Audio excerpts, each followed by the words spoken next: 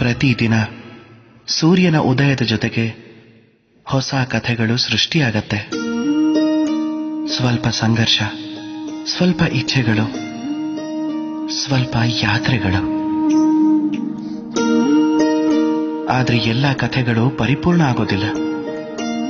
ಸಕಲ ಸಂಘರ್ಷಗಳನ್ನು ಗೆಲ್ಲೋಕ್ಕಾಗಲ್ಲ, ಸಕಲ ಇಚ್ಛೆಗಳು ಪ್ರಾಪ್ತಿಯಾಗಲ್ಲ. ಹಾಗೆ ಹಲವು ಯಾತ್ರೆಗಳು ಅಪೂರ್ಣವಾಗಿ ಉಳಿದೋಗುತ್ತವೆ. ಯಾಕೆ? ಪ್ರಯತ್ನನೇ ಸರಿಯಿಲ್ಲ ಅಂತ ನಿಮ್ಮಲ್ಲಿ ಕೆಲವರು ಹೇಳಬಹುದು, ನಿಶ್ಚಯ ದೃಢ ಇರಲಿಲ್ಲ ಅಂತ ಇನ್ ಕೆಲವರು ಅನ್ಕೋಬಹುದು. ಕೆಲವರು ಕೋಪ ಮಾಡ್ಕೋತಾರೆ, ಇನ್ನು ಕೆಲವರು ಅಪಯಶಸ್ಸಿನ ಹೊರೆನ ತಮ್ಮ ಭಾಗ್ಯದ ಹೆಗಲಿಗೆ ಹಾಕ್ಬಿಡ್ತಾರೆ. ಆದರೆ ಇದೆಲ್ಲದಕ್ಕೂ ಕಾರಣ ಕೇವಲ ಒಂದು ತತ್ವದ ಕೊರತೆ. ಕಮ್ಮಿ ಆಗಿರೋದು 2.5 ಅಕ್ಷರ. ಕಮ್ಮಿ ಇರೋದು ಪ್ರೇಮ. ಪ್ರೇಮ ಇದು ನಮ್ಮ ಶಾಸ್ತ್ರಗಳ ಪರಿಭಾಷೆಗಳಲ್ಲೂ ಸಿಗಲ್ಲ, ನಮ್ಮ ಶಸ್ತ್ರಗಳ ಬಲದಲ್ಲೂ, ಪಾತಾಳದ ತಳಗಳಲ್ಲೂ, ಆಕಾಶದ ಧಾರೆಗಳಲ್ಲೂ ಇಲ್ಲ. ಈ ಪ್ರೇಮ ಎಲ್ಲಿದೆ ಹಾಗಾದ್ರೆ? ಹೇಗ್ ಪಡ್ಕೊಳ್ಳೋದಿದನ್ನ? ಪ್ರೇಮ ಪಡೆಯೋ ದಾರಿ ಯಾವುದಿದೆ? ಇವಿಷ್ಟನ್ನು ಅರ್ಥ ಮಾಡಿಸೋ ಪ್ರಯತ್ನ ನಡೀತಿರತ್ತೆ. ಹಾಗಾದ್ರೆ ಬನ್ನಿ, ಈ ಯಾತ್ರೆಯಲ್ಲಿ ಭಾಗಿಯಾಗಿ ಈ ಪ್ರೇಮದ ಭಾವ ತೀವ್ರತೆಯ ಮಹಾಕಥೆಗೆ ಸಾಕ್ಷಿಯಾಗಿ. ಇದು ಅಲೌಕಿಕವಾದರೂ ಇದೇ ಲೋಕದಲ್ಲಿ ರಚನೆಯಾಗಿತ್ತು. ಆದರೆ ಈ ಯಾತ್ರೆಗೆ ನಿಮಗೆ ಯಾವುದೇ ರೀತಿ ಶುಲ್ಕ ಇರಲ್ಲ, ಯಾವ ಪರಿಚಯ ಪತ್ರನೂ ಬೇಕಿಲ್ಲ. ಒಂದೇ ಒಂದು ಸಲ ಮನಸ್ಸಿಂದ ಹೇಳ್ಬಿಡಿ, ರಾಧೆ ರಾಧೆ ರಾಧೆ.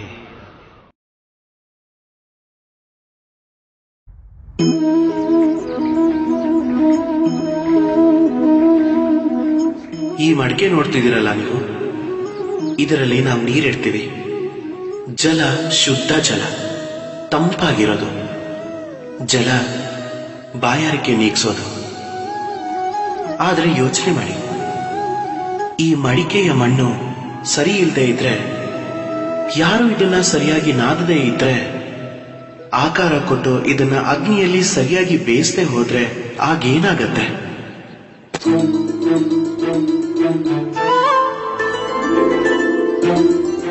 ಇದೇ ನಮ್ಮ ಮನಸ್ಸಲ್ಲೂ ಆಗೋದು. ಯಾಕೆಂದ್ರೆ ಪ್ರೇಮ ಅನ್ನೋದು ಜಲವಾದ್ರೆ ಅದರ ಮಡಿಕೆ ಮನಸ್ಸು. ಮನಸ್ಸಿನ ರೂಪದ ಮಡಿಕೆಯಲ್ಲಿ ವಿಶ್ವಾಸ ಅನ್ನೋ ಮಣ್ಣಿಲ್ದೇ ಇದ್ರೆ, ನಮ್ಮ ಕಣ್ಣೀರಲ್ಲಿ ಅದನ್ನ ನೆನೆಸದೆ ಹೋದ್ರೆ, ಸಮಯ ಅನ್ನೋ ಕುಂಬಾರ ಅದಕ್ಕೆ ಆಕಾರ ಕೊಡದೇ ಇದ್ರೆ, ಹಾಗೆ ಪರೀಕ್ಷೆ ಅನ್ನೋ ಅಗ್ನಿಲಿ ಅದನ್ನ ಬೇಯಿಸದೆ ಹೋದ್ರೆ, ಆ ಪ್ರೇಮ ಮನಸ್ಸಲ್ಲಿ ನಿಲ್ಲೋದಕ್ಕಾಗಲ್ಲ. ಪ್ರೇಮನ ಪಡಿಬೇಕು ಅಂತಂದ್ರೆ ಹೃದಯನ ಸರಿ ಮಾಡ್ಕೋಬೇಕು, ಮತ್ತೆ ಮನಸ್ಸಿಟ್ಟು ಹೇಳಬೇಕು, ರಾಧೆ ರಾಧೆ.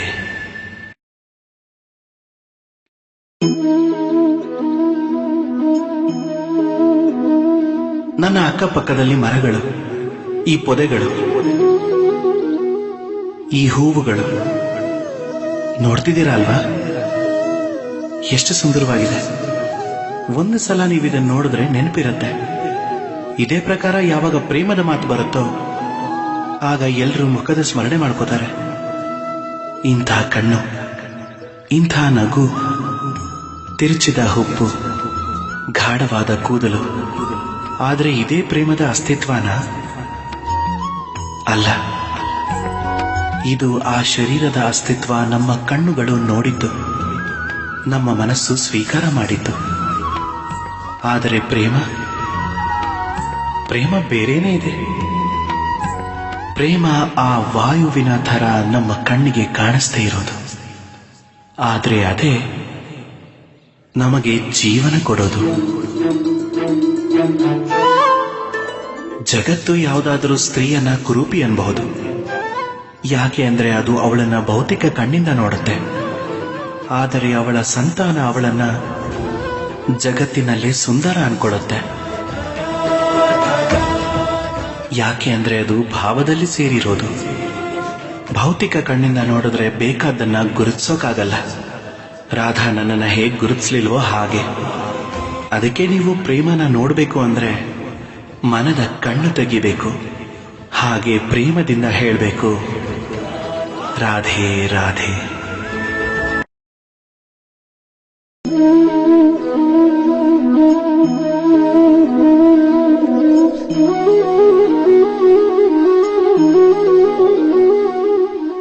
ಯಾವುದೇ ವಸ್ತುನ ಬಂಧಿಸಬೇಕು ಅಂದ್ರೆ ಆ ಬಂಧನಕ್ಕೆ ಒಂದು ಹಗ್ಗದ ಅಗತ್ಯ ಇದೆ. ಆದ್ರೆ ಈ ಹಗ್ಗನ ಕಟ್ಟೋದಕ್ಕೆ ಬೇಕಾದ ಶಕ್ತಿನ ಯಾರು ಕೊಡ್ತಾರೆ?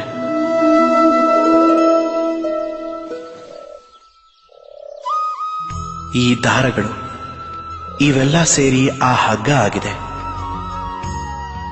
ನೀವೇ ಹೇಳಿ, ಪ್ರೇಮನ ಯಾವ ಹಗ್ಗದಿಂದ ನೀವು ಬಂಧಿಸ್ಕೋತೀರಿ?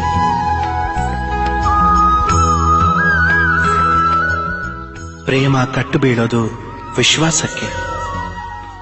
ವಿಶ್ವಾಸದ ಎಳೆಗಳನ್ನ ಸತ್ಯದ ಎಳೆಗಳ ಜೊತೆ ಹೆಣಿಬೇಕಾಗತ್ತೆ. ಆಗ ಬರೋ ಪ್ರಶ್ನೆ ಏನು ಅಂದ್ರೆ, ಈ ಸತ್ಯ ಅಂದ್ರೆ ಏನು? ಅದು ನಾನು ನೋಡಿದ್ದ ಅಥವಾ ನಾನು ಯೋಚನೆ ಮಾಡಿದ್ದ? ಅಲ್ಲ, ನಾವು ಯಾವುದರ ಮೇಲೆ ವಿಶ್ವಾಸ ಇಟ್ಟಿದ್ದೀವೋ ಅದೇ ನಮ್ಮ ಸತ್ಯ. ಆ ವಿಶ್ವಾಸ ಯಾವುದು ಅಂದ್ರೆ, ನಾವು ಯಾವುದನ್ನ ಸತ್ಯ ಅನ್ಕೊಂಡಿದ್ದೀವೋ ಅದು. ವಾಸ್ತವದಲ್ಲಿ ಸತ್ಯ ಹಾಗೂ ವಿಶ್ವಾಸ ಒಂದೇ ನಾಣ್ಯದ ಎರಡು ಮುಖಗಳು. ಎಲ್ಲಿ ಸತ್ಯ ಇರೋದಿಲ್ವೋ ಅಲ್ಲಿ ವಿಶ್ವಾಸದ ಸುಳಿವಿರೋಲ್ಲ. ಎಲ್ಲಿ ವಿಶ್ವಾಸ ಇರೋದಿಲ್ವೋ ಅಲ್ಲಿ ಸತ್ಯ ತನ್ನ ಸುಳಿವು ಕಳ್ಕೊಳ್ಳುತ್ತೆ. ಅದಕ್ಕೆ ಯಾರಾದ್ರೂ ಸತ್ಯ ತಿಳ್ಕೋಬೇಕು ಅಂದ್ರೆ ನೀವು ವಿಶ್ವಾಸ ಇಡಿ. ಪ್ರೇಮದ ತಳಹದಿ ಆಗೋಗುತ್ತದು. ಆಗ ಮನಸ್ಸು ಪ್ರಸನ್ನವಾಗಿ ಹೇಳುತ್ತೆ, ರಾಧೆ ರಾಧೆ.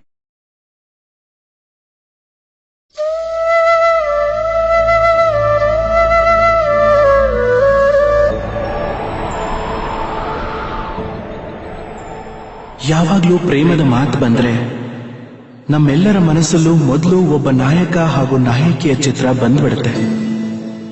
ಯಾಕೆ? ನಾನು ಹೇಳಿದ್ದು ನಿಜ ತಾನೆ? ಆದ್ರೆ ಪ್ರೇಮ ಕೇವಲ ನಾಯಕ ನಾಯಕಿಯ ಆಕರ್ಷಣೀಯ ವಿಷಯನ ಅಲ್ಲ. ಪ್ರೇಮ ಪರಿವಾರದಲ್ಲಿರಬಹುದು, ಅಪ್ಪ ಅಮ್ಮ ಅಣ್ಣ ತಂಗಿ ಜೊತೆಲೂ ಇರಬಹುದು, ಸಂಗಾತಿ ಗೆಳೆಯರ ಜೊತೆಲೂ ಆಗಬಹುದು, ದೇಶ ಜನ್ಮಭೂಮಿಗೋಸ್ಕರನೂ ಇರಬಹುದು, ಮಾನವೀಯತೆಗೋಸ್ಕರನೂ ಇರಬಹುದು, ಯಾವುದೋ ಕಲೆಗೋಸ್ಕರನೂ ಇರಬಹುದು, ಈ ಪ್ರಕೃತಿಯಲ್ಲೂ ಇರಬಹುದು. ಆದರೆ ಪ್ರೇಮ ಅನ್ನೋದನ್ನ ತುಂಬಿದ ಪುಟದಲ್ಲಿ ಬರೆಯೋದಕ್ಕಾಗಲ್ಲ. ಯಾಕೆಂದ್ರೆ ಪದಗಳು ಮೊದಲೇ ತುಂಬಿರುತ್ತೆ. ಹೇಗೆ ಒಂದು ತುಂಬಿದ ಮಡಿಕೆಯಲ್ಲಿ ಮತ್ತೆ ನೀರು ತುಂಬೋದಕ್ಕಾಗಲ್ವೋ ಹಾಗೆ. ಅದಕ್ಕೆ ಪ್ರೇಮನ ಪಡಿಬೇಕು ಅಂದ್ರೆ ನಮ್ಮ ಮನಸ್ಸನ್ನ ಖಾಲಿ ಮಾಡ್ಕೋಬೇಕು. ನಮ್ಮ ಇಚ್ಛೆಗಳು, ನಮ್ಮ ಸುಖ ಎಲ್ಲವನ್ನು ತ್ಯಾಗ ಮಾಡಿ ಸಮರ್ಪಣೆ ಮಾಡ್ಕೋಬೇಕು. ನಮ್ಮ ಮನಸ್ಸಿನಿಂದ ಮಾತುಗಳನ್ನ ಹೊರಗಟ್ಟಬೇಕು. ಆಗ್ಲೇ ಪ್ರೀತಿ ಸಿಗೋದು. ಆಗ ಮನಸ್ಸು ಪ್ರಸನ್ನತೆಯಿಂದ ಹೇಳುತ್ತೆ, ರಾಧೆ.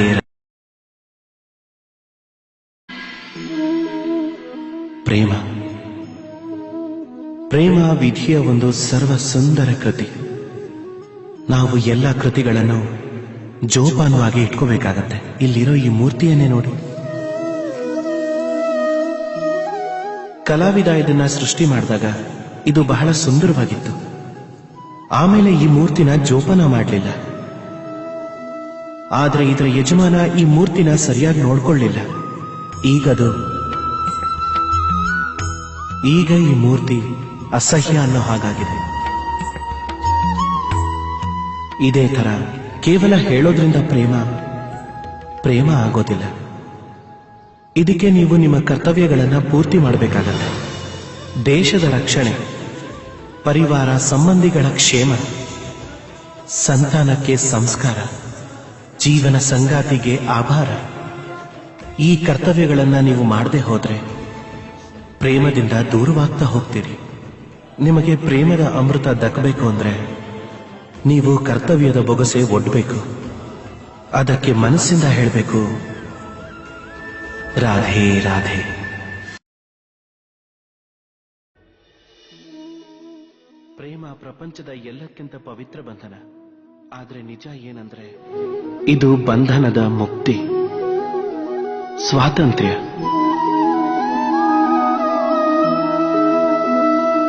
ಅರ್ಥ ಆಗ್ಲಿಲ್ವಾ? ತಿಳಿಸ್ಕೊಡ್ತೀನಿ. ಯಾರಾದ್ರೂ ನಿಮ್ಮ ಪ್ರೇಮನ ತಿರಸ್ಕರಿಸಿದ್ರೆ, ಯಾರಾದ್ರೂ ನಿಮ್ಮ ಪ್ರೇಮನ ಅರ್ಥನೇ ಮಾಡ್ಕೊಳ್ದಿದ್ರೆ ಆಗೇನಾಗತ್ತೆ? ಕೆಲವರು ಬೇಸರ ಮಾಡ್ಕೋತಾರೆ, ಕೆಲವರು ಛಲದಿಂದ ಪ್ರೇಮನ ಪಡ್ಕೊಳಕ್ ಹೋಗ್ತಾರೆ, ಇನ್ ಕೆಲವರು ಬಲವಂತವಾಗಿ ಪ್ರೇಮದ ಮೇಲೆ ಅಧಿಕಾರ ಚಲಾಯಿಸ್ತಾರೆ. ಆದ್ರೆ ನಾವ್ ಯಾರನ್ನ ಪ್ರೇಮಿಸ್ತೀವೋ ಅವ್ರು ನಮ್ಮನ್ನು ಪ್ರೇಮಿಸ್ಲೇಬೇಕು ಅನ್ನೋ ಅಗತ್ಯ ಏನಿಲ್ಲ. ಯಾಕೆಂದ್ರೆ ಪ್ರೇಮ ವಸ್ತು ಅಲ್ಲ, ರಾಜ್ಯವೂ ಅಲ್ಲ, ಧನವೂ ಅಲ್ಲ, ಬಲವಂತವಾಗಿ ಅದನ್ನ ವಶ ಮಾಡ್ಕೊಳ್ಳೋದಕ್ಕೆ. ಪ್ರೇಮ ಅನ್ನೋದು ನಿಮ್ಮ ಬಂಧನಗಳನ್ನ ತೊಡೆದುಹಾಕೋ ಶಕ್ತಿ. ಆದ್ರೆ ಅದು ಯಾರ ಬಂಧನಕ್ಕೂ ಒಳಗಾಗೋದಿಲ್ಲ. ಅದಕ್ಕೆ ನೀವು ಯಾರನ್ನು ಪ್ರೇಮಿಸ್ತೀರೋ ಅವರನ್ನ ಸ್ವತಂತ್ರವಾಗಿ ಬಿಟ್ಬಿಡಿ. ಯಾಕೆಂದ್ರೆ ಸ್ವಾತಂತ್ರ್ಯ ಅನ್ನೋ ಭಾವನೆ ಜೀವಿಗೆ ಅತ್ಯಂತ ಪ್ರಿಯವಾಗಿರೋದು. ಪ್ರೇಮ ಸತ್ಯವಾದದ್ದಾದ್ರೆ ಅವ್ರಿಗದು ಖಂಡಿತ ಅರ್ಥ ಆಗತ್ತೆ. ಅಲ್ಲಿ ತನಕ ನಿಸ್ವಾರ್ಥ ಭಾವದಿಂದ ಪ್ರೇಮಿಸಿ, ಸ್ವಾರ್ಥನ ಬದಿಗೆ ಸರಿಸಿ. ಆಗ ಪ್ರೇಮ ಬಂದೇ ಬರುತ್ತೆ. ಆಗ ಮನಸ್ಸು ಪ್ರಸನ್ನತೆಯಿಂದ ಹೇಳುತ್ತೆ, ರಾಧೆ ರಾಧೆ.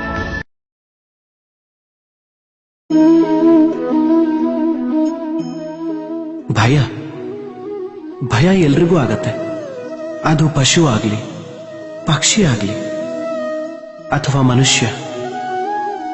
ವಾಸ್ತವ ಏನು ಅಂದ್ರೆ ಮನುಷ್ಯ ಭಯನ ತನ್ನ ಜೊತೆಲೇ ತಗೊಂಡು ಹುಡ್ತಾನೆ. ಅಂದಮೇಲೆ ಈ ಭಯದ ಬಗ್ಗೆ ಭಯ ಯಾಕೆ? ಹಾಗೆ ಭಯ ಅನ್ನೋದು ಕೆಟ್ಟದೇ ಆಗಿದ್ದಿದ್ರೆ ನಾವು ಹುಡ್ತಾನೆ ಅದನ್ನ ಯಾಕೆ ಜೊತೆಲಿ ತಗೊಂಡು ಬರ್ತಿದ್ವಿ? ವಾಸ್ತವ ಏನು ಅಂದ್ರೆ ಭಯ ನಮ್ಮನ್ನ ಮುಂದೆ ಹೋಗೋದಕ್ಕೆ ಪ್ರೇರಣೆ ಕೊಡುತ್ತೆ. ಈಗ ನೋಡಿ, ಜೀವ ಹೋಗೋ ಭಯ ನಮ್ಮನ್ನ ನಾವು ರಕ್ಷಿಸಿಕೊಳ್ಳೋ ಪ್ರಯತ್ನ ಮಾಡುತ್ತೆ. ಅಪಮಾನದ ಭಯ ಸದಾಚಾರದ ಕಡೆಗೆ ನಡೆಸುತ್ತೆ. ಯಾರೋ ಪ್ರೇಮಿನ ಕಳ್ಕೊಳ್ಳೋ ಭಯ ಅವ್ರ ಬಗ್ಗೆ ಇರೋ ಕರ್ತವ್ಯನ ಚೆನ್ನಾಗಿ ಮಾಡೋದಕ್ಕೆ ಪ್ರೇರಣೆ ಕೊಡುತ್ತೆ. ಆದ್ರೆ ಈ ಭಯ ಯಾವಾಗ ಕೆಟ್ಟದಾಗತ್ತೆ ಅಂದ್ರೆ ಯಾವಾಗ ನಾವು ಅದನ್ನ ನಮ್ಮ ಮೇಲೆ ಸವಾರಿ ಮಾಡೋಕ್ ಬಿಡ್ತೀವೋ ಆವಾಗ. ಅದಕ್ಕೋಸ್ಕರ ಏನೂ ಪ್ರಯತ್ನ ಮಾಡೋಲ್ಲ. ಹಾಗಾಗಿ ನಾವೀ ಭಯವನ್ನ ಉಪಯೋಗಿಸ್ಕೋಬೇಕು ಅಂದ್ರೆ ನಾವೇ ಸ್ವಯಂ ಆ ಭಯದ ಮೇಲೆ ಸವಾರಿ ಮಾಡಬೇಕಾಗತ್ತೆ. ಹಾಗಾದ್ರೆ ಭಯದ ಗಡಿಗಳನ್ನ ಒಡೆದುಹಾಕಿ. ನಿಮ್ಮ ಆತ್ಮದೆದುರಿಗಲ್ದೆ ಬೇರೆ ಯಾರೆದುರಿಗೂ ತಲೆ ತಗ್ಗಿಸ್ಬೇಡಿ. ನೆನ್ಪಿಟ್ಕೊಳ್ಳಿ, ಯಾವಾಗ ಅಂಧಕಾರಕ್ಕೆ ಹೆದರೋದನ್ನು ಬಿಡ್ತಿರೋ ಆಗ್ಲೇ ನೀವು ದೀಪವಾಗಿ ಪ್ರಕಾಶ ಕೊಡೋದಕ್ಕೆ ಸಾಧ್ಯ. ರಾಧೆ ರಾಧೆ.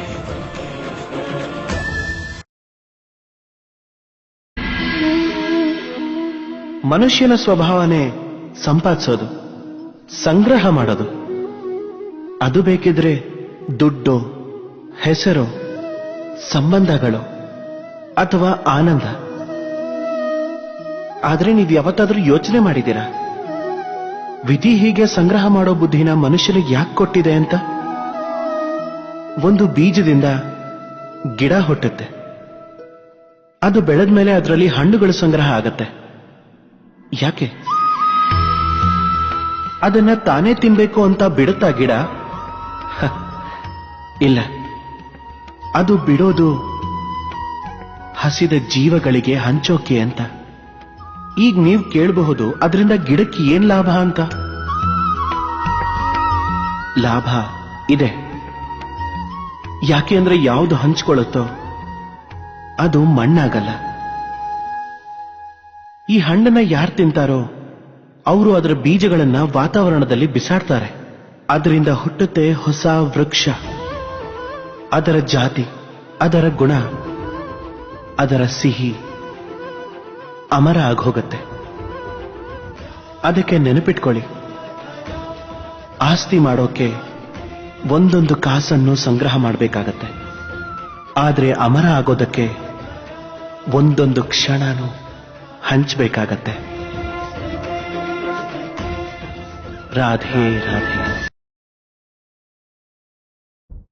ಪ್ರಪಂಚದಲ್ಲಿ ಎಲ್ಲದಕ್ಕಿಂತ ದೊಡ್ಡ ಶಕ್ತಿ ಯಾವುದು? ಈಗ ನಮ್ಮಲ್ಲಿ ಕೆಲವರು ಹೇಳ್ಬೋದು ಶಸ್ತ್ರ ಅಂತ, ಕೆಲವರು ಹೇಳ್ಬೋದು ಶಾಸ್ತ್ರ ಅಂತ, ಕೆಲವ್ರಂತಾರೆ ಬುದ್ಧಿ, ಕೆಲವ್ರಂತಾರೆ ಬಲ. ಆದ್ರೆ ಇದೆಲ್ಲ ಅಪೂರ್ಣ. ಪ್ರಪಂಚದಲ್ಲಿ ಅತಿ ದೊಡ್ಡ ಶಕ್ತಿ ಅಂದ್ರೆ ಗೆಳೆತನ. ಯಾರಿಗೆ ಸ್ವಚ್ಛವಾದ ಗೆಳೆತನ ಸಿಗುತ್ತೋ ಅವನೇ ತುಂಬಾ ದೊಡ್ಡ ಶ್ರೀಮಂತ. ಯಾವಾಗ್ಲಾದ್ರೂ ನೀವು ಕಷ್ಟದಲ್ಲಿದ್ದಾಗ ಗೆಳೆತನ ನಮ್ಮ ಶಸ್ತ್ರ ಆಗಿ ಸಹಾಯಕ್ಕೆ ಬರುತ್ತೆ. ದಾರಿ ತಪ್ಪಿಸ್ಕೊಂಡ್ರೆ ಗೆಳೆತನನೇ ನಮಗೆ ಶಸ್ತ್ರವಾಗಿ ದಾರಿ ತೋರಿಸುತ್ತೆ. ಷಡ್ಯಂತ್ರದಲ್ಲಿ ಸಿಕ್ಕಾಕೊಂಡ್ರೆ ಅದೇ ಬುದ್ಧಿಯಾಗಿ ಬಚಾವ್ ಮಾಡುತ್ತೆ. ನೀವು ಒಂಟಿಯಾದಾಗ ಅದು ಮಮತೆಯಾಗಿ ನಮ್ಮ ಜೊತೆಲಿ ಬರುತ್ತೆ. ಈ ಪ್ರಪಂಚದಲ್ಲಿ ಸಂಪಾದಿಸಬೇಕು ಅಂತಿದ್ರೆ ಅದು ದುಡ್ಡಲ್ಲ, ಗೆಳೆತನ ಸಂಪಾದನೆ ಮಾಡಿ. ಅದಕ್ಕೆ ನಿಮಗ್ ಗೊತ್ತಿರಲಿ, ನಿಮ್ಮ ಈ ಪ್ರಪಂಚದಲ್ಲಿ ಗೆಳೆತನ ಮಾಡ್ಕೊಳ್ಳೋದೇ ನಿಮ್ಮ ಅತಿ ದೊಡ್ಡ ದೌರ್ಬಲ್ಯ ಆದ್ರೆ ಆಗ ನೀವೇ ಈ ಪ್ರಪಂಚದ ಅತ್ಯಂತ ಶಕ್ತಿಶಾಲಿ ಪ್ರಾಣಿ. ರಾಧೆ ರಾಧೆ. ಯಾವಾಗ ಮನುಷ್ಯನ ಜಾತಿ ಅಸ್ತಿತ್ವಕ್ಕೆ ಬಂತೋ ಆವಾಗ್ಲಿಂದಾನೇ ಯುದ್ಧನೂ ಅಸ್ತಿತ್ವಕ್ಕೆ ಬಂತು. ಯುದ್ಧ ಕೆಲವು ಸಲ ಧನ ಸಂಪಾದನೆಗೆ ಅಂತ ಬಂದು ಕೂರುತ್ತೆ, ಕೆಲವು ಸಲ ನಮ್ಮ ರಕ್ಷಣೆಯ ಅಸ್ತ್ರವಾಗಿ ಬರುತ್ತೆ, ಕೆಲವು ಸಲ ವಿಜಯದ ಹಸಿವಿಗಾಗಿ, ಮತ್ತೆ ಕೆಲವು ಸಲ ಪರಾಜಯ ಕಾಪಾಡ್ಕೊಳ್ಳೋದಕ್ಕಾಗಿ. ವಾಸ್ತವ ಏನು ಅಂದ್ರೆ, ನಾವು ಮುಂದುವರಿಬೇಕು ಅಂತಿದ್ರೆ ದಾರಿಯುದ್ದಕ್ಕೂ ನಾವು ಯುದ್ಧ ಮಾಡಲೇಬೇಕು. ಆದ್ರೆ ಯುದ್ಧಕ್ಕೆ ಅಂತ ಸಜ್ಜಾಗಿ ಇರೋದು ಅಷ್ಟೇನೂ ಮಹತ್ವಪೂರ್ಣವಲ್ಲ. ಮಹತ್ವಪೂರ್ಣ ಯಾವುದು ಅಂದ್ರೆ ಯುದ್ಧನ ಯಾವಾಗ ತಡಿಬಹುದು ಅಂತ ನಾವು ಅರ್ಥ ಮಾಡ್ಕೊಳ್ಳೋದು. ಯಾಕೆಂದ್ರೆ ಎಲ್ಲದಕ್ಕಿಂತ ಯಶಸ್ವಿ ಯುದ್ಧ ಯಾವುದು ಅಂದ್ರೆ ನಾವು ಹೋರಾಡಕ್ಕಾಗದೇ ಇರೋದು. ನೀವು ಯುದ್ಧ ಮಾಡಿ ಸ್ವಯಂ ನಿಮ್ಮ ಪ್ರತಿಷ್ಠೆ ಬೇಕಿದ್ರೂ ಹೆಚ್ಚಿಸ್ಕೋಬಹುದು, ಆದ್ರೆ ನಿಮ್ಮ ಬಲ ಕಳೆದು ಹೋಗುತ್ತೆ. ಆದ್ರಿಂದ ಎಲ್ಲಿ ತನಕ ಸಾಧ್ಯನೋ ಯುದ್ಧನ ತಪ್ಪಿಸ್ಕೊಳ್ಳಿ, ಆ ಶಕ್ತಿನ ಸಂಗ್ರಹ ಮಾಡ್ಕೊಳ್ಳಿ. ಯಾಕಂದ್ರೆ ಯಾವಾಗ ಈ ಯುದ್ಧ ಧರ್ಮವಾಗಿ ಎದುರಿಗೆ ಬರುತ್ತೋ ಆಗದನ್ನ ನೀವು ಪೂರ್ತಿ ಬಲದಿಂದ ಎದುರಿಸಬಹುದು. ರಾಧೆ ರಾಧೆ. ಮನಸ್ಸು ಬಹಳ ವಿಚಿತ್ರನೇ. ಈ ಮನಸ್ಸು ಶರೀರದ ಯಾವ ಅಂಗದಲ್ಲಿರುತ್ತೆ ಅನ್ನೋದು ಯಾರಿಗೂ ಗೊತ್ತಿಲ್ಲ. ಆದ್ರೆ ಇಡೀ ಶರೀರ ಈ ಮನಸ್ಸಿನ ಇಚ್ಛೆಗಳನ್ನ ಪೂರೈಸೋದಕ್ಕೆ ತುಡಿತಾನೇ ಇರುತ್ತೆ. ಈಗ ಮನಸ್ಸು ಏನಾದ್ರೂ ತಿನ್ಬೇಕು ಅಂತಿದ್ರೆ ಆ ವ್ಯಕ್ತಿ ಅದರ ಎಲ್ಲ ರುಚಿ ಅರುಚಿಗಳನ್ನೆಲ್ಲ ತಣಿಸೋ ಮಾಧ್ಯಮಗಳನ್ನ ಹುಡುಕ್ತಾ ಇರ್ತಾನೆ. ಅಕಸ್ಮಾತ್ ಮನಸ್ಸು ಯಾರನ್ನಾದ್ರೂ ಶತ್ರು ಅನ್ಕೊಂಡ್ರೆ ಆ ವ್ಯಕ್ತಿಯವರನ್ನ ನಾಶ ಮಾಡಕ್ಕಿರೋ ಎಲ್ಲ ಪ್ರಯತ್ನನೂ ಮಾಡ್ತಾನೆ. ಆದ್ರೆ ಮನಸ್ಸು ಯಾರನ್ನಾದ್ರೂ ಪ್ರೇಮಿಸ್ಬಿಟ್ರೆ ಅವರ ಪ್ರಸನ್ನತೆಗೋಸ್ಕರ ಎಲ್ಲಾ ತಡೆಗಳನ್ನು ದಾಟೋದಕ್ಕೆ ಸಿದ್ಧ ಆಗಿರುತ್ತೆ. ಆದ್ರೆ ಜೀವನ ಸುಖಮಯವಾಗಿರ್ಬೇಕು ಅಂದ್ರೆ ಅದಕ್ಕೆ ಅಗತ್ಯವಾದ ಮನಸ್ಸು ಖಾಲಿ ಇರಬೇಕು. ಈ ಕೊಳಲಿನ ಥರ ಒಳಗೆ ಏನೂ ಇಲ್ಲ, ರಾಗನೂ ಇಲ್ಲ, ದ್ವೇಷನೂ ಇಲ್ಲ. ಅದಕ್ಕೆ ಊದಿದ ತಕ್ಷಣ ಸ್ವರ ಹೊರಗೆ ಬರುತ್ತೆ. ಇದೇ ಥರ ಮನಸ್ಸನ್ನು ಭಾವನೆಗಳಿಂದ ಮುಕ್ತವಾಗಿಡೋದು ಅವಶ್ಯಕ. ನೆನಪಿಟ್ಕೊಳ್ಳಿ, ಮನಸ್ಸಲ್ಲಿ ಏನಾದ್ರೂ ತುಂಬಿಸ್ಕೊಂಡು ಬದುಕಿದ್ರೆ ಮನದುಂಬಿ ಜೀವನ ಮಾಡೋದಕ್ಕಾಗಲ್ಲ. ರಾಧೇ ರಾಧೆ.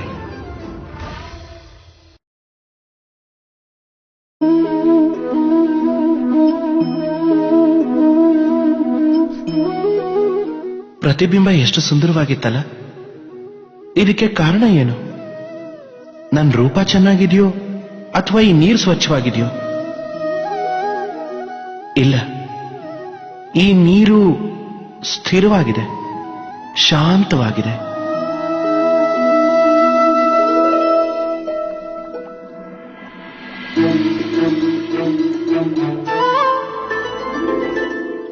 ವ್ಯತ್ಯಾಸ ನೋಡ್ತಿದ್ದೀರಲ್ಲ ನೀವು? ಅದೇ ಜಲ, ಅದೇ ರೂಪ, ಆದರೆ ಇದು ಸ್ಥಿರವಾಗಿಲ್ಲ, ಶಾಂತವಾಗಿಲ್ಲ. ಅದೇ ಕಾರಣಕ್ಕೆ ನನಗಿದ್ರಲ್ಲಿ ಪ್ರತಿಬಿಂಬ ಕಾಣಿಸ್ತಿಲ್ಲ. ಕ್ರೋಧದ ವಿಷಯದಲ್ಲೂ ಹೀಗೇ ಆಗೋದು. ನೀವು ಸ್ಥಿರವಾಗಿದ್ರೆ, ಶಾಂತವಾಗಿದ್ರೆ, ಆಗ ನೀವು ನಿಮ್ಮ ಆತ್ಮನ ನೋಡಿ, ಕೇಳಿ, ಅರ್ಥ ಮಾಡ್ಕೋಬಹುದು. ಆದರೆ ಕ್ರೋಧ ಈ ಆತ್ಮದ ಕರೆನ ನುಂಗ್ಬಿಡುತ್ತೆ. ಅದಕ್ಕೆ ನಿಮ್ಮ ಕ್ರೋಧನ ವಶದಲ್ಲಿಟ್ಕೊಳ್ಳಿ. ಇಲ್ಲ ಅಂದ್ರೆ ಏನಾಗತ್ತೆ ಅಂದ್ರೆ, ಮೂರ್ಖತನದಿಂದ ಹುಟ್ಟಿದ ಈ ಕ್ರೋಧ ನಿಮ್ಮನ್ನ ಪಶ್ಚಾತ್ತಾಪದ ಅಂಚಿಗೆ ತಗೊಂಡು ಹೋಗುತ್ತೆ. ರಾಧೇ ರಾಧೆ.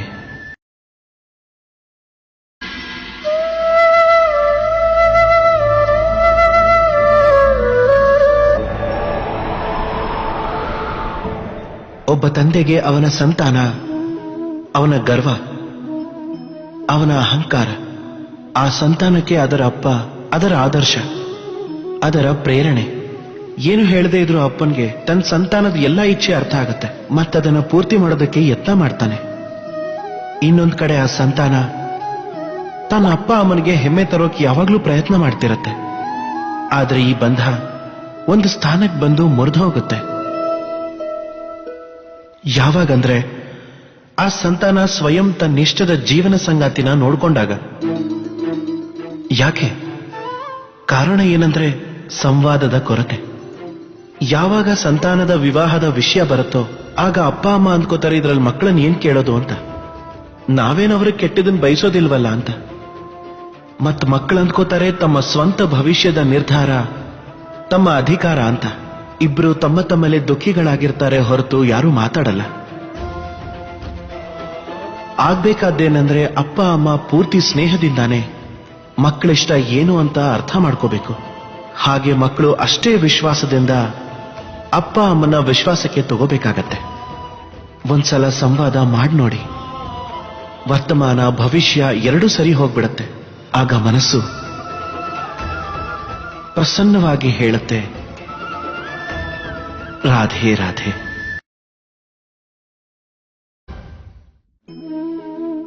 ನಮ್ಮಲ್ಲಂತವ್ರು ಯಾರೂ ಇರೋದಿಲ್ಲ. ವೃಕ್ಷನೇ ನೋಡದೇ ಇರುವಂತವ್ರು, ವೃಕ್ಷಗಳಲ್ಲಿ ಈ ಪಕ್ಷಿಗಳನ್ನ ನೋಡದೇ ಇರೋರು, ಇವುಗಳ ಗೂಡನ್ನು ನೋಡದೇ ಇರೋರು, ಈ ಪಕ್ಷಿಗಳು ತಮ್ಮ ಪುಟ್ಟ ಪುಟ್ಟ ಮಕ್ಕಳಿಗೆ ಊಟ ಮಾಡಿಸೋದನ್ನ ನೋಡದೇ ಇರೋರು. ಪ್ರಪಂಚದ ಅತ್ಯಂತ ಮಮತಾಮಯಿ ದೃಶ್ಯ ಅದು. ಹಕ್ಕಿಗಳು ದೂರದಿಂದ ತಮ್ಮ ಕೊಕ್ಕಲ್ಲಿ ಧಾನ್ಯ ತುಂಬಿಕೊಂಡು ಬರುತ್ತವೆ. ಗೂಡಲಿರೋ ಪುಟ್ಟ ಪುಟ್ಟ ಮರಿಗಳ ಕೊಕ್ಕಿನೊಳಗೆ ಹಾಕತ್ವೆ. ತಾನು ಹಸುವಿನಲ್ಲೇ ಇರುತ್ತೆ, ನಿಸ್ವಾರ್ಥದಿಂದ, ನಿಶ್ಚಿಂತೆಯಿಂದ. ಆಮೇಲೆ ಯಾವಾಗ ಮರಿಗಳಿಗೆ ರೆಕ್ಕೆ ಮೂಡು ಬರುತ್ತೋ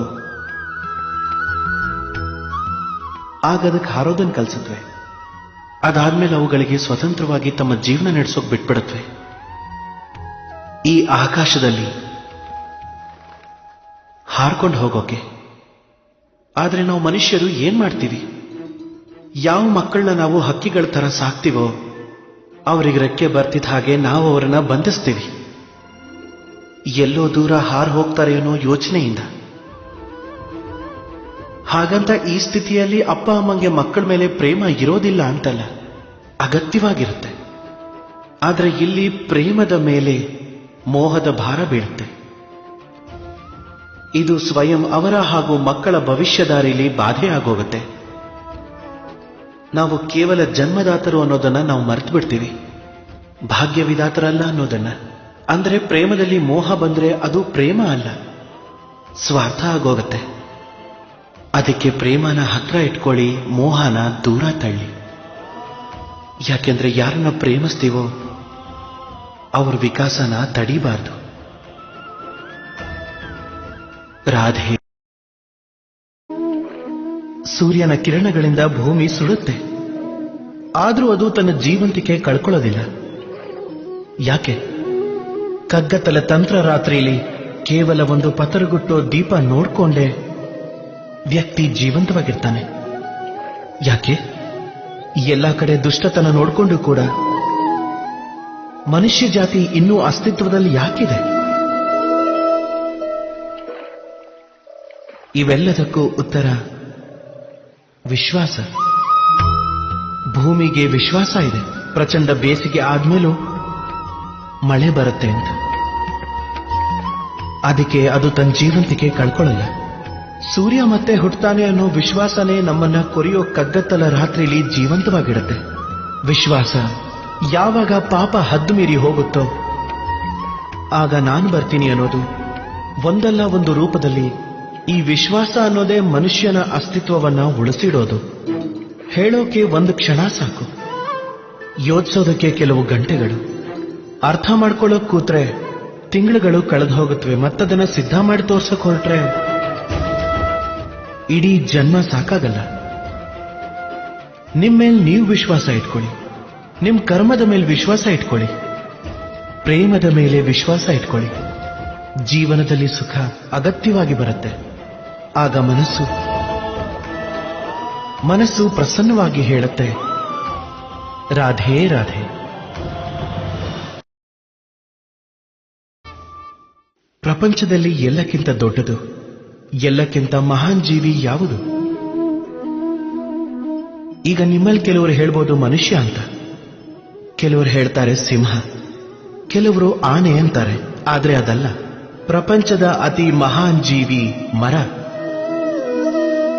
ಅದೇ ಮರ ನಮಗ್ ತಿನ್ನೋದಕ್ಕೆ ಹಣ್ಣು ಕೊಡೋದು, ಜೀವಿಸೋದಕ್ಕೆ ಪ್ರಾಣವಾಯು ಕೊಡೋದು, ಬಿರು ಬಿಸಿಲಲ್ಲಿ ತಂಪು ಕೊಡೋದು, ಮತ್ತು ತಾನು ಭಾಗದ ಮೇಲೂ ಕೂಡ ನಾವು ಉರ್ಸೋದಕ್ಕೆ ಕಟ್ಟಿಗೆ ಕೊಡೋದು. ಈಗ ನೀವು ಯೋಚಿಸ್ತಿರ್ಬೋದು, ನಾನು ಇದ್ದಕ್ಕಿದ್ದ ಹಾಗೆ ಮರಗಳ ಮಹಿಮೆ ಯಾಕೆ ಮಂಡಿಸ್ತಿದ್ದೀನಿ ಅಂತ. ನನ್ನ ಸಂಕೇತ ಈ ವೃಕ್ಷಕ್ಕಿಂತ ಎಷ್ಟೋ ಪಟ್ಟು ಆಳವಾಗಿರೋದು. ಆ ಬೀಜದ ಥರ ಅದು ನಮಗೆ ಹಣ್ಣು ಕೊಡಲ್ಲ, ನೆರಳು ಕೊಡಲ್ಲ, ಕಟ್ಟಿಗೇನೂ ಕೊಡಲ್ಲ. ಕೇವಲ ಭೂಮಿಯೊಳಗೆ ತೇವದ ಜೊತೆ ಹೋರಾಡುತ್ತದು. ಕೆಲವೇ ಅಂಗುಲ ಕೆಳಗಿಳಿಯುತ್ತೆ ಒಂದು ವೃಕ್ಷಕ್ಕೆ ರೂಪ ಕೊಡೋದಕ್ಕೆ. ದೀಪ ಇನ್ನೇನು, ಒಂದು ಸಾಧಾರಣ ಮಣ್ಣಿನ ಪಾತ್ರೆ. ಆದ್ರೆ ಯಾವಾಗದು ಬತ್ತಿ ಒಳಗಿಟ್ಕೊಂಡು ಬೆಳಗುತ್ತೋ ಆಗ ಇಡೀ ಪ್ರಪಂಚಕ್ಕೆ ಮಾರ್ಗದರ್ಶನ ಮಾಡುತ್ತೆ, ಪ್ರಕಾಶಮಾನವಾಗಿ.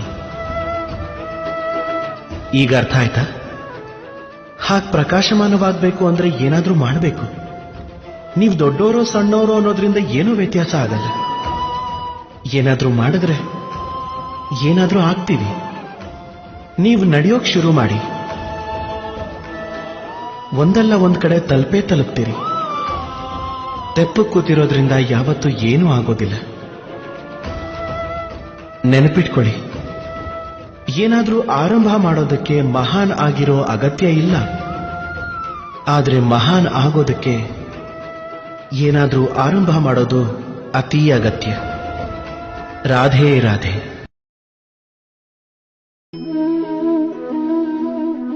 ಒಂದು ಶಬ್ದ ಇದೆ, ಅದು ನಮಗೆ ಆವಾಗವಾಗ ಅಥವಾ ಪದೇ ಪದೇ ಕೇಳ್ಬರುತ್ತೆ. ಸ್ವಾರ್ಥ. ಯಾವ ಮನುಷ್ಯ ಸ್ವಾರ್ಥ ಇದ್ದಾನೋ ಅವನ್ ತನ್ನ ಸ್ವಾರ್ಥದಲ್ಲಿ ಈ ಕೆಟ್ಟ ಕೆಲಸ ಮಾಡ್ದ, ಇದನ್ ಮಾಡ್ದ, ಅದನ್ ಮಾಡ್ದ ಇತ್ಯಾದಿ. ನೋಡ್ತಾ ನೋಡ್ತಾ ಪ್ರಪಂಚ ಈ ಸ್ವಾರ್ಥ ಅನ್ನೋದನ್ನ ಪಾಪ ಅಂತ ಮಾಡಾಕ್ಬಿಟ್ಟಿದೆ. ಆದ್ರೆ ಸ್ವಾರ್ಥ ನಿಜವಾಗ್ಲೂ ಕೆಟ್ಟದ್ದ? ಇಲ್ಲ. ಸ್ವಾರ್ಥ ಅನ್ನೋ ಶಬ್ದ ಆಗಿರೋದೇ ಸ್ವ ಇಂದ, ಅಂದ್ರೆ ಸ್ವಯಂ ಇಂದ. ಅಂದ್ರೆ ಯಾವ ಕೆಲಸದಲ್ಲಿ ಕೇವಲ ಸ್ವಯಂ ಅನ್ನೋ ಅರ್ಥ ಇರುತ್ತೋ, ಕೇವಲ ಸ್ವಯಂ ಲಾಭದ ಛಾಪು ಇರುತ್ತೋ ಅದು ಸ್ವಾರ್ಥ. ಈಗ ಪ್ರಶ್ನೆ ಏನಂದ್ರೆ ನಿಮ್ಮ ಸ್ವ ಏನು ಅನ್ನೋದು. ಒಂದ್ ವೇಳೆ ನಿಮ್ಮ ಸ್ವದಲ್ಲಿ ಕೇವಲ ನೀವಿದ್ರೆ ನೀವು ಖಂಡಿತ ಸ್ವಾರ್ಥಿ. ಆದ್ರೆ ನಿಮ್ಮ ಸ್ವದಲ್ಲಿ ಪರಿವಾರ ಇದ್ರೆ ನೀವು ಪರಿವಾರ್ಥಿ. ಅಥವಾ ನಿಮ್ಮ ಸ್ವದಲ್ಲಿ ಬೇರೆಯವರು ಸೇರಿದ್ರೆ ನೀವು ಪರೋಪಕಾರ್ತಿ. ಕೊನೆಗೆ ನಿಮ್ಮ ಸ್ವದಲ್ಲಿ ಪ್ರಪಂಚನೇ ಇದ್ರೆ ನೀವು ಪರಮಾರ್ಥಿ. ನೀವು ನಿಮ್ಮ ಸ್ವದಿಂದ ದೂರ ಓಡಬೇಡಿ, ಅದನ್ನ ವಿಸ್ತಾರ ಮಾಡ್ಕೊಳ್ಳಿ. ನಿಮ್ಮ ಅಸ್ತಿತ್ವನ ವಿಶಾಲ ಮಾಡಿಕೊಂಡ್ರೆ ಈ ಸ್ವಾರ್ಥ ತಾನಾಗೆ ಪರಮಾರ್ಥ ಆಗೋಗುತ್ತೆ. ರಾಧೆ, ನಾನ್ ನಿಮಗ್ ಮೊದಲೇ ಹೇಳಿದ್ದೆ ಪ್ರಪಂಚದ ಅತಿ ದೊಡ್ಡ ಶಸ್ತ್ರ ಮತ್ತು ಅತಿ ದೊಡ್ಡ ಸಂಬಂಧ ಗೆಳೆತನ ಅಂತ. ಆದ್ರೆ ಈ ಗೆಳೆತನ ಹೇಗಿರಬೇಕು ಅಂದ್ರೆ ಹಾಲ್ನಲ್ಲಿ ಬೆರೆಸೋ ನೀರಿನ ಥರ ಈ ಗೆಳೆತನ ಇರಬೇಕು. ಹೇಗೆ? ಹಾಲಲ್ಲಿ ಯಾವಾಗ ನಾವು ನೀರನ್ನು ಸೇರಿಸ್ತೀವೋ ಆಗ ಆ ನೀರು ತಾನಾಗೆ ಹಾಲಾಗಿ ಹೋಗುತ್ತೆ. ಅಂದ್ರೆ ಯೋಚನೆ ಮಾಡಿ, ನೀರಿನ ಗೆಳೆತನದಿಂದ ಹಾಲಿನ ಅಸ್ತಿತ್ವ ಎಷ್ಟು ಬೆಳೀತು ಅಂತ. ಆದ್ರೆ ಈ ಕಥೆ ಇಲ್ಲಿಗೆ ಮುಗಿಯೋದಿಲ್ಲ. ಯಾವಾಗ ಹಾಲನ್ನ ಬಿಸಿ ಮಾಡ್ತೀವೋ ಆಗ ನೀರು ಗೆಳೆತನನ ನಿಭಾಯಿಸುತ್ತೆ. ನೀರು ತಾನೇ ಮೊದಲು ಆ ತಾಪನ ತಗೊಳುತ್ತೆ. ತಾನು ತನ್ನ ಅಸ್ತಿತ್ವನೇ ಹಬೆ ರೂಪದಲ್ಲಿ ಕಳ್ಕೊಳ್ಳುತ್ತೆ. ಆದ್ರೆ ಹಾಲನ್ನ ಬಚಾವ್ ಮಾಡುತ್ತೆ. ಮತ್ತದಾದ್ಮೇಲೆ ತನ್ನ ಗೆಳೆಯ ಹೋಗಿದ್ರಿಂದ ಹಾಲಲ್ಲಿ ಕುದಿ ಬರುತ್ತೆ. ಅದು ಪಾತ್ರೆಯಿಂದ ಉಕ್ಕಿ ಹರಿಯೋಕ್ ಶುರು ಮಾಡುತ್ತೆ. ಅದು ಮತ್ತೆ ಶಾಂತವಾಗೋದು ಅದರಲ್ಲಿ ಸ್ವಲ್ಪ ನೀರನ್ನ ಸೇರಿಸ್ದಾಗ್ಲೆ. ಅದರ ಅರ್ಥ ಗೆಳೆತನ ಏನಂದ್ರೆ ಗೆಳೆಯನ ಅಸ್ತಿತ್ವನ ವಿಸ್ತಾರ ಮಾಡೋದು. ಗೆಳೆತನ ಏನಂದ್ರೆ ಗೆಳೆಯನಿಗೋಸ್ಕರ ತನ್ನ ಅಸ್ತಿತ್ವನೇ ಬಲಿ ಕೊಡೋದು. ಗೆಳೆತನ ಏನು ಅಂದ್ರೆ ಸುಖ ದುಃಖ ಎರಡನ್ನೂ ಗೆಳೆಯನ ಜೊತೆ ಸೇರಿಸ್ಕೊಂಡಿರೋದು. ಅದಕ್ಕೆ ಎಂತ ಗೆಳೆತನ ಮಾಡ್ಕೋಬೇಕು ಅಂದ್ರೆ ಅದ್ರ ಎದುರಿಗೆ ಕುಬೇರನ್ ಖಜಾನೆನೂ ಖಾಲಿ ಕಾಣಬೇಕು. ರಾಧೆ ರಾಧೆ. ತಪ್ಪು ಮತ್ತು ಮನುಷ್ಯ ಇವರಿಬ್ಬರ ಸಂಬಂಧ ಹೇಗಿದೆ ಅಂದ್ರೆ ರೆಕ್ಕೆ ಮತ್ತು ಪಕ್ಷಿಗಳ ಹಾಗೆ, ಧಾರೆ ಮತ್ತು ನದಿಯ ಹಾಗೆ. ಈ ತಪ್ಪು ಮನುಷ್ಯನ ಸ್ವಭಾವದ ಇಷ್ಟು ಮಹತ್ವಪೂರ್ಣ ಭಾಗ ಅಂದಮೇಲೆ ಸ್ವಲ್ಪ ಯೋಚನೆ ಮಾಡಿ. ಇದ್ರ ಬಗ್ಗೆ ನಾಚಿಕೆ ಯಾಕೆ? ಇದ್ರ ಬಗ್ಗೆ ನಾಚಿಕೆ ಪಟ್ಕೊಳ್ಳೋದು ಸರಿನೇ ಅಲ್ಲ. ಹಾಗೆ ನೋಡಿದ್ರೆ ಈ ತಪ್ಪು ನಮಗೆ ನಾವಿನ್ನೂ ಶ್ರೇಷ್ಠ ಆಗೋ ಅವಕಾಶ ಮಾಡಿಕೊಡುತ್ತೆ. ಮೊದಲಿಗಿಂತ ಚಂದದ ಪ್ರದರ್ಶನ ಕೊಡೋದಕ್ಕೆ ಪ್ರೇರಣೆ ಕೊಡುತ್ತೆ. ಈಗ ಅಕಸ್ಮಾತ್ ನಿಮ್ಮಲ್ಲಿ ಕೆಲವರು ಈ ಮಾತನ್ನು ಒಪ್ಪದೇ ಇರಬಹುದು. ಯಾಕೆಂದ್ರೆ ತುಂಬಾ ಜನರ ದೃಷ್ಟಿಲಿ ತಪ್ಪಿನಿಂದ ದೋಷ ಹುಟ್ಟುತ್ತೆ, ದೋಷದಿಂದ ಅಪರಾಧ, ಹಾಗೆ ಅಪರಾಧಕ್ಕೆ ಕ್ಷಮೆ ಅಲ್ಲ, ದಂಡನೆ ಸಿಗಬೇಕು. ಆದ್ರೆ ನೀವು ಯಾರಾದ್ರೂ ಯೋಚನೆ ಮಾಡಿದ್ದೀರಾ ಹೀಗ್ಯಾಕಾಗತ್ತೆ ಅಂತ? ಇದಕ್ಕೇನ್ ಕಾರಣ? ಇದಕ್ಕೆ ಕಾರಣ ತಪ್ಪು ಒಪ್ಕೊಳ್ಳೋದ್ರಿಂದ ತಪ್ಪಿಸ್ಕೊಳ್ಳೋದು. ಯಾವಾಗ ನೀವು ನಿಮ್ ತಪ್ಪನ್ನ ಸ್ವೀಕರಿಸೋದಿಲ್ವೋ ಆಗ ಈ ತಪ್ಪು ದೋಷ ಆಗಿ ಬದಲಾಗತ್ತೆ. ಆ ದೋಷ ಅಪರಾಧ ಆಗತ್ತೆ. ಅದಕ್ಕೆ ಧೈರ್ಯ ಇಟ್ಕೊಳ್ಳಿ. ನಿಮ್ ತಪ್ಪನ್ನ ಒಪ್ಕೊಳ್ಳೋದೇ ತಪ್ಪನ್ನ ಸರಿ ಮಾಡ್ಕೊಳ್ಳೋ ದಾರಿಲಿ ಎಲ್ಲಕ್ಕಿಂತ ಮೊದಲ ಹೆಜ್ಜೆ ಆಗತ್ತೆ. ಮತ್ತೆ ನೆನ್ಪಿಟ್ಕೊಳ್ಳಿ, ಯಾವುದು ಅಪರಾಧ ಅಂದ್ರೆ ಸಮಯ ಬಂದಾಗ ತಪ್ಪನ್ನ ಒಪ್ಕೊಳ್ಳದೇ ಇರೋದು. ರಾಧೆ ರಾಧೆ.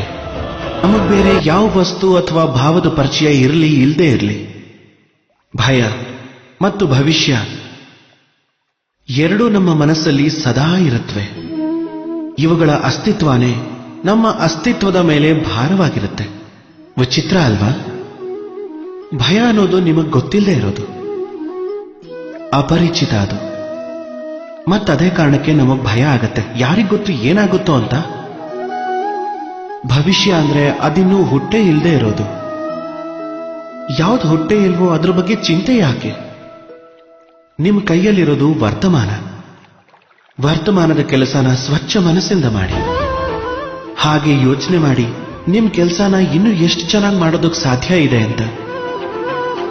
ಹಾಗೆ ಒಂದು ವಿಶ್ವಾಸ ಇಟ್ಕೊಳ್ಳಿ,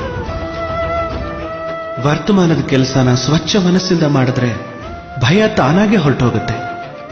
ಹಾಗೆ ಭವಿಷ್ಯದ ಫಲ ಖಂಡಿತವಾಗ್ಲೂ ಸಿಹಿಯಾಗೇ ಇರುತ್ತೆ. ಅದಕ್ಕೆ ಭಯ ಮತ್ತು ಭವಿಷ್ಯದ ಬಗ್ಗೆ ಹೆದರೋದನ್ನು ಬಿಟ್ಬಿಡಿ. ಆ ವರ್ತಮಾನದಲ್ಲಿ ಬದುಕಿ. ರಾಧೆ ರಾಧೆ.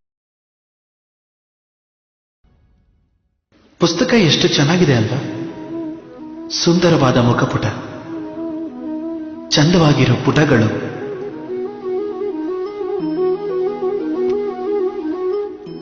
ಆದ್ರೆ ಇಷ್ಟಕ್ಕೆ ಇದು ಅದ್ಭುತ ಪುಸ್ತಕ ಅಂತ ಕರೆಯೋದಕ್ಕೆ ಯೋಗ್ಯನಾ?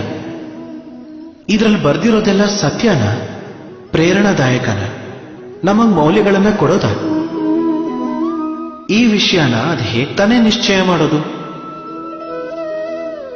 ಈಗ ನೀವು ಹೇಳ್ಬೋದು ಇದು ಸುಲಭದ ಪ್ರಶ್ನೆ ಅಂತ. ಮುಖಪುಟ ನೋಡಿ ಪುಸ್ತಕದ ಗುಣಮಟ್ಟ ಹೇಗ್ ತಿಳ್ಕೊಳಕ್ಕಾಗತ್ತೆ? ಅದಕ್ಕೋಸ್ಕರ ನೀವು ಅದನ್ನ ಓದ್ಬೇಕು, ಅದನ್ನ ಅರ್ಥ ಮಾಡ್ಕೋಬೇಕು, ಸಮಯ ಕೊಡಬೇಕು ಅಲ್ವಾ? ನಿಜವಾಗ್ಲೂ ನಿಮ್ಮ ಯೋಚನೆ ಸರಿಯಾಗೇ ಇದೆ. ಆಶ್ಚರ್ಯದ ವಿಷಯ ಏನು ಅಂದ್ರೆ ಪುಸ್ತಕದ ಬಗ್ಗೆ ನಿಮಗೆ ಎಲ್ಲಾ ವಿಷಯಗಳೂ ಗೊತ್ತು, ಆದ್ರೆ ಒಬ್ಬ ವ್ಯಕ್ತಿಯ ವಿಷಯದಲ್ಲಿ ನೀವು ಆ ಮಾತುಗಳನ್ನೆಲ್ಲ ಯೋಚನೆ ಮಾಡೋದಿಲ್ಲ. ವ್ಯಕ್ತಿ ಮೌಲ್ಯನೂ ಅವ್ರ ವಸ್ತುಗಳಿಂದ, ಅವ್ರ ದೈಹಿಕ ರೂಪದಿಂದ ಮತ್ತು ಅವ್ರ ಸೌಂದರ್ಯದಿಂದ ಅಳೆಯೋದಕ್ಕಾಗಲ್ಲ.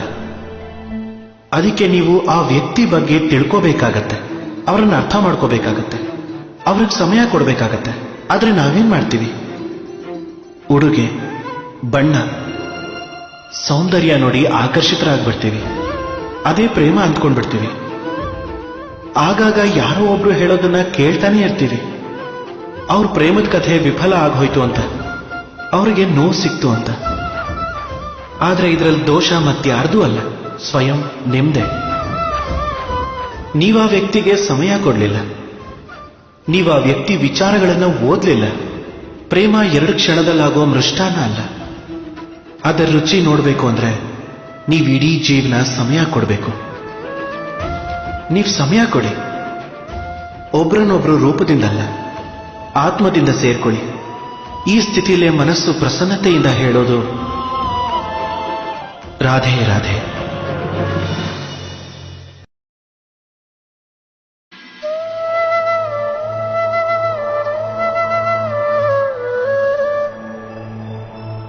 ಮನುಷ್ಯನ ಯೋಚನೆ ಪ್ರಪಂಚದಲ್ಲಿ ಅತ್ಯಂತ ಗಾಢವಾದ್ದು ಅಥವಾ ಬಹುಶಃ ಅತ್ಯಂತ ಕಠಿಣವಾದ್ದು. ಯಾವಾಗ ಏನಾದ್ಮೇಲೆ ಈ ಮನಸ್ಸು ಏನ್ ಯೋಚನೆ ಮಾಡುತ್ತೆ ಅಂತ ಹೇಳೋದಕ್ಕೆ ಸಾಧ್ಯನೇ ಇಲ್ಲ. ಮತ್ತಿದೇ ಯೋಚನೆ ಎಷ್ಟೋ ಸಲ ನಮ್ಮ ಮನಸ್ಸಲ್ಲಿ ಕೀಳರಿಮೆ ತಂದಿಡುತ್ತೆ. ನಾವ್ ಯಾವಾಗ್ಲೂ ನಮಗಿಂತ ಮೇಲಿರೋರ್ನಷ್ಟೇ ನೋಡ್ತೀವಿ, ಅವ್ರ ಜೀವನದ ವಿಶ್ಲೇಷಣೆ ಮಾಡ್ತೀವಿ. ಹಾಗೆ ಮಾಡಿ ನಮ್ಮನ್ನು ನಾವು ಕೀಳು ಅನ್ಕೊಂಡ್ಬಿಡ್ತೀವಿ. ಅವ್ರ ಹತ್ರ ಅಷ್ಟೊಂದು ದುಡ್ಡಿದೆ, ಇವ್ರ ಹತ್ರ ಎಷ್ಟೊಂದು ಶಕ್ತಿ ಇದೆ, ಆದ್ರೆ ನನ್ನ ಹತ್ರ ಏನೂ ಇಲ್ಲ. ನಾನು ಎಷ್ಟು ಕೆಳಗಿದ್ದೀನಿ, ಈ ಪ್ರಪಂಚದಲ್ಲಿ ನಾನು ಏನೂ ಅಲ್ಲ. ಆಗತ್ತಲ್ವಾ ಹೀಗೆ? ಆದ್ರೆ ಹಂಗಾಗ್ಬಾರ್ದು. ನಿಮ್ಮ ಹತ್ರನೂ ಬೇಕಾದಷ್ಟಿದೆ, ಒಂದ್ಸಲ ನೋಡ್ಕೊಳ್ಳಿ. ಯಾರೋ ಒಬ್ಬ ಹಸ್ತವನಿಗೆ ಒಂದೇ ಒಂದು ಚೂರು ರೊಟ್ಟಿ ಸಿಕ್ಕಿದ್ರು ಅದು ಬೇರೆಯವ್ರ ಪಾಲಿಗೆ ಬರೀ ಅನ್ನದಾನನೇ ಆಗಿರಬಹುದು, ಆದ್ರೆ ಅವನಿಗದು ಔತಣಕ್ಕಿಂತ ಕಡಿಮೆ ಅಲ್ಲ. ಅದಕ್ಕೆ ಯಾವಾಗ್ಲಾದ್ರೂ ಮನಸ್ಸಲ್ಲಿ ಕೀಳರಿಮೆ ಬಂದ್ರೆ ನಿಮ್ಮವ್ರ ಕಡೆ ನೋಡಿ, ಅವ್ರ ಕಡೆ ತಿರುಗಿ. ನಿಮಗ್ ವಿಶ್ವಾಸ ಬರುತ್ತೆ ನಿಮ್ಮ ನೀವೇ ಈ ಪ್ರಪಂಚದಲ್ಲಿ ಬದುಕೋಕ್ ಲಾಯಕ್ಕಲ್ಲ ಅಂತ ಅನ್ಕೊಂಡಿದ್ರು. ಕೆಲವ್ರ ಪಾಲಿಗೆ ನೀವೇ ಇಡೀ ಪ್ರಪಂಚ. ಅದಕ್ಕೆ ಯಾವುದು ನಿಮ್ ಪ್ರಪಂಚನೋ ಅದರಲ್ಲಿ ಸಂತೋಷವಾಗಿರೋದನ್ನ ಕಲೀರಿ. ರಾಧೆ ರಾಧೆ.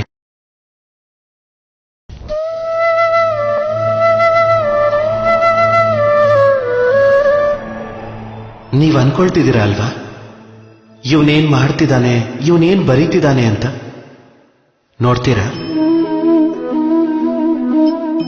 ಈಗ ನೀವು ಅನ್ಕೋತಿರಬಹುದು ನಾನು ಮಣ್ಣಿನ ಮೇಲೆ ಮಣ್ಣು ಅಂತ ಯಾಕೆ ಬರೀತಿದ್ದೀನಿ ಅಂತ. ಇದರ ಹಿಂದೆ ಒಂದು ದೊಡ್ಡ ಕಾರಣ ಇದೆ. ಆದ್ರೆ ಇದನ್ನ ಹೇಳೋಕ್ ಮುಂಚೆ ಸ್ವಲ್ಪ ನಾನು ನೀರಿನ ಮೇಲೆ ನೀರು ಅಂತಾನೂ ಬರೀತೀನಿ ರೀ.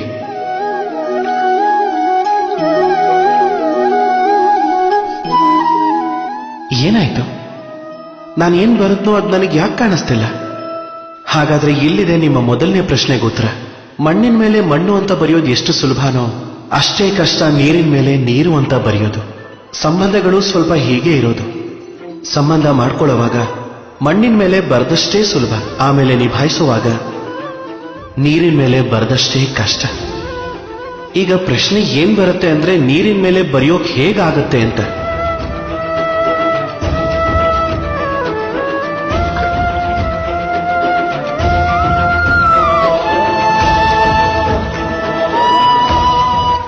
ಯಾವ ಪ್ರಕಾರ ಈ ಕಲ್ಲುಗಳು ನೀರಿಂದ ಬೇರೆನೇ ಇದ್ರೂ ನೀರಿನ ಆಳದಲ್ಲೇ ಇದೆ. ಸಂಬಂಧಗಳನ್ನು ನಾವು ಸರಿಯಾಗಿ ಇದೇ ರೀತಿ ನಿಭಾಯಿಸಬೇಕು. ಈ ಕಲ್ಲುಗಳ ಥರ ನಿಷ್ಠೆಯಿಂದ ಆಳಕ್ಕಿಳಿರಿ. ಸಂಬಂಧ ಯಾವತ್ತೂ ಮುರಿಯೋಲ್ಲ. ರಾಧೆ ರಾಧೆ. ಗ್ರಂಥಗಳಲ್ಲಿ ಬರೆದಿಟ್ಟಿದ್ದಾರೆ, ನಾವು ಮನುಷ್ಯರು ಮೌನವಾಗಿರೋದನ್ನ ಕಲ್ತ್ಬಿಟ್ರೆ ನಮ್ ಬಹಳಷ್ಟು ಸಮಸ್ಯೆಗಳು ತಾವಾಗೇ ಸರಿ ಹೋಗ್ಬಿಡತ್ವೆ. ಅದ್ ನಿಜ ಕೂಡ. ಮೌನಕ್ಕೆ ಬಹಳ ದೊಡ್ಡ ಶಕ್ತಿ ಇದೆ, ಬಹಳ ಬಲ ಇದೆ. ಆದ್ರೆ ಸಮಯ ಬಂದಾಗ ನಮ್ ಕೆಲ್ಸಕ್ಕೆ ಬಾರದೇ ಇದ್ರೆ ಆ ಬಲದ ಪ್ರಯೋಜನ ಏನು? ಸದಾ ಮೌನವಾಗಿರೋದು ಸರಿನಾ? ಇಲ್ಲ. ಇತಿಹಾಸ ಅದಕ್ಕೆ ಸಾಕ್ಷಿ. ಪ್ರಪಂಚದಲ್ಲಿ ತುಂಬಾ ಶೋಷಣೆಗಳು ಯಾಕಾದ್ವು ಅಂದ್ರೆ ಅಗತ್ಯ ಬಿದ್ದಾಗ ಮನುಷ್ಯ ಅದನ್ನ ವಿರೋಧ ಮಾಡಲಿಲ್ಲ, ಮೌನವಾಗಿದ್ಬಿಟ್ಟ. ಹಾಗೆ ಮೌನವಾಗಿರೋದೇ ಶಸ್ತ್ರ ಆಗಿದ್ರೆ ಅದನ್ನ ಸರಿಯಾದ ಸಮಯದಲ್ಲಿ ಉಪಯೋಗಿಸೋದು ಅಗತ್ಯ. ವಿನಾಕಾರಣ ಮೌನವಾಗಿದ್ಬಿಟ್ರೆ ಕೆಟ್ಟ ಗುಣಗಳು ಅದನ್ನ ಸಮ್ಮತಿ ಅನ್ಕೊಂಡ್ಬಿಡತ್ವೆ. ಹಾಗೆ ನಿಧಾನವಾಗಿ ಅದೇ ನಿಮ್ಮ ಸ್ವಭಾವ ಆಗೋಗತ್ತೆ, ನಿಮ್ಮ ಅಭ್ಯಾಸ ಆಗೋಗತ್ತೆ. ಆಮೇಲೆ ನಿಮ್ಮ ವ್ಯಕ್ತಿತ್ವ ಒಂದು ಸಾಧಾರಣ ಕಲ್ಲಿನ ಹಾಗಾಗೋಗುತ್ತೆ. ನಿಮ್ಮ ಧ್ವನಿನ ಅಗತ್ಯ ಬಂದಾಗ ಸದುಪಯೋಗ ಮಾಡ್ಕೊಳ್ಳಿ.